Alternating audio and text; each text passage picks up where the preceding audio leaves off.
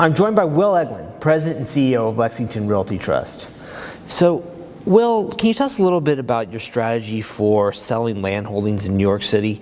How do you decide when to develop versus sell or acquire? Well, in the case of those investments, those were 4 ground parcels underneath operating hotels that we owned in New York City. And at the time of the sale, they were subject to 96-year ground leases.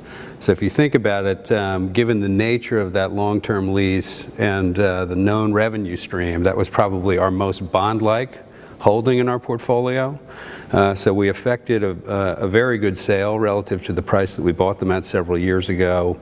And now, given what's happened in the bond market since the election, that sale looks even more advantageous to us. And looking ahead to 2017, what kind of macro factors are out there that you think will have the greatest impact on your business? Well, the big thing for us is in the wake of the election, what is the economic environment really going to be like? You know, will there be infrastructure spending? Will there be tax reform? Will there really and truly be a less regulatory environment so that there's more economic growth and more job growth?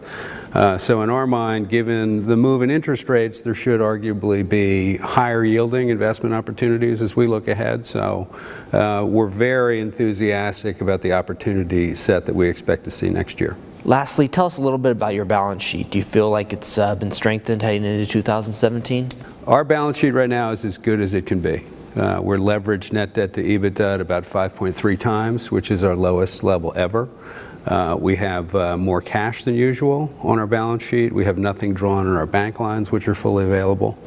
And what we did while interest rates were low is we financed our balance sheet with long-term debt. So we've got all fixed-rate debt and with a weighted average maturity of about 8 years. So, you know, maybe we lucked out, but we're in a perfectly positioned spot as we move forward from here. Thank you so much for your time, Will. Thank you.